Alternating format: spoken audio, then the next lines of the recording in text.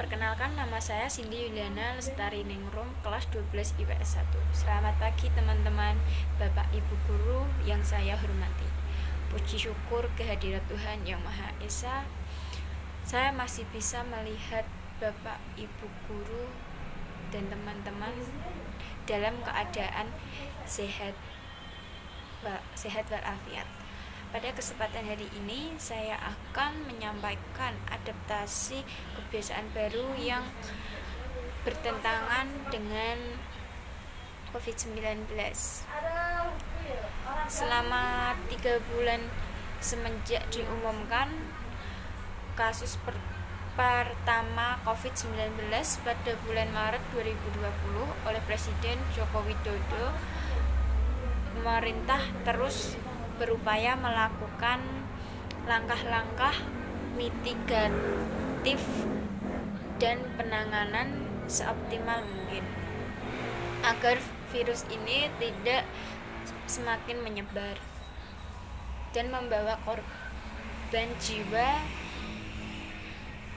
Beragam pilihan kebijakan ditempuh untuk menghadang laju penyebaran, mulai dari penerapan distancing hingga pembatasan sosial berskala besar atau PSBB di berbagai daerah yang terpetakan sebagai epicentrum penyebaran. Pemerintah juga memberlakukan larangan mudik menjelang Hari Raya Idul Fitri.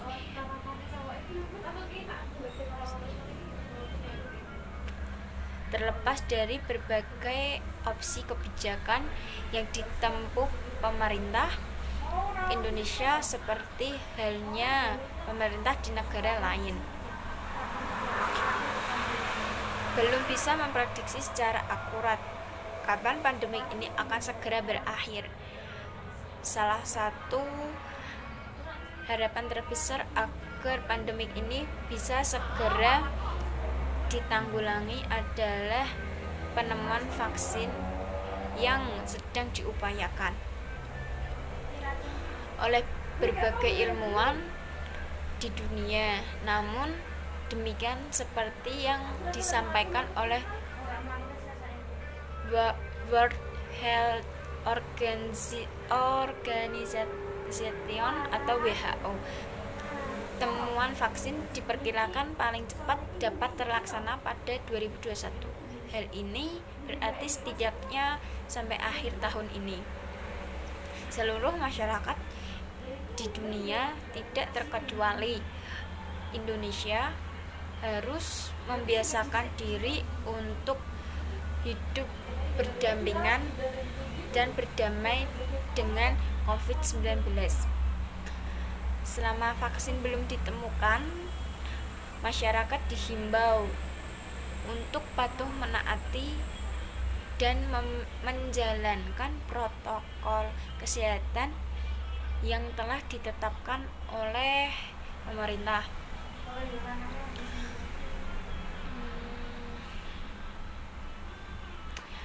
Pandemi COVID-19 yang menghantam Indonesia selama 3 bulan terakhir tidak dipungkiri membawa pengaruh yang signifikan terhadap sektor perekonomian. Pemberlakuan PSBB secara langsung ataupun tidak telah berdampak pada sektor industri yang harus mengurangi biaya produksi dengan menutup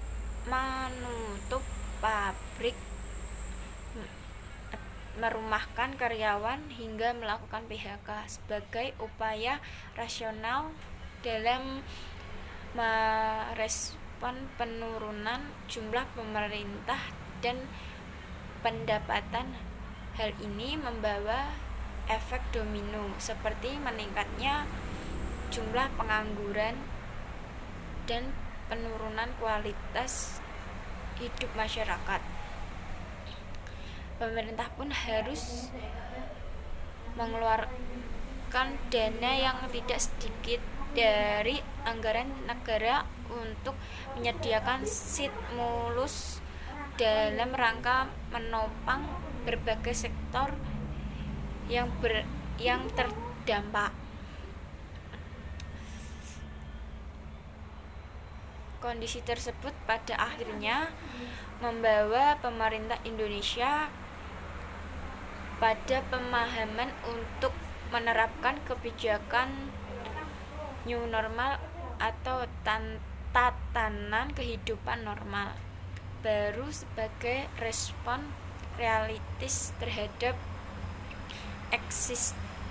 eksistensi COVID-19 serta diperkuat dengan estimasi penemuan vaksin sebagai satu-satunya senjata untuk mengulangi COVID-19 yang belum bisa ditemukan dalam waktu singkat karena masih dalam tahap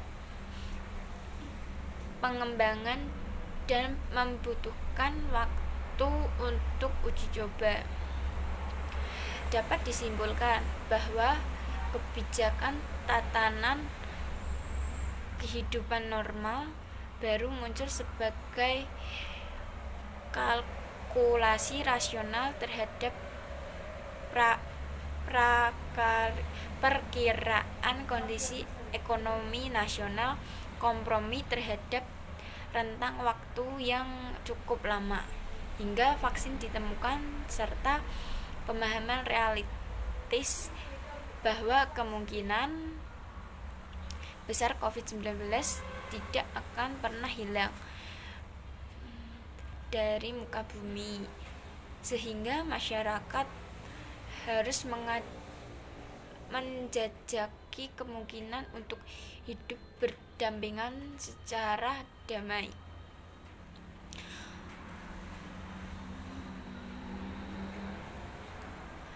Seperti yang disampaikan oleh Ketua Tim Pakar Gugus Tugas Percepatan Penanganan COVID-19 Wiku Adi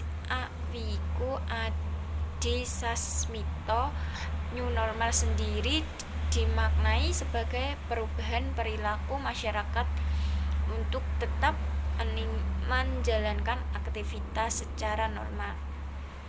New normal juga diartikan sebagai skenario untuk mempercepat penanganan COVID-19 dalam aspek kesehatan dan sosial ekonomi. Dalam konteks Indonesia, pemerintah mengumumkan rencana untuk pengimplementasi kebijakan new normal dengan mempertimbangkan analisis pada studi epidemiologis dan kesiapan masing-masing wilayah. Prinsip utama dari rencana new normal yang akan diterapkan ini adalah adaptasi kebiasaan baru dengan pola hidup yang akan menuntun pada terciptanya kehidupan dan perilaku baru di masyarakat hingga vaksin COVID-19 ditemukan.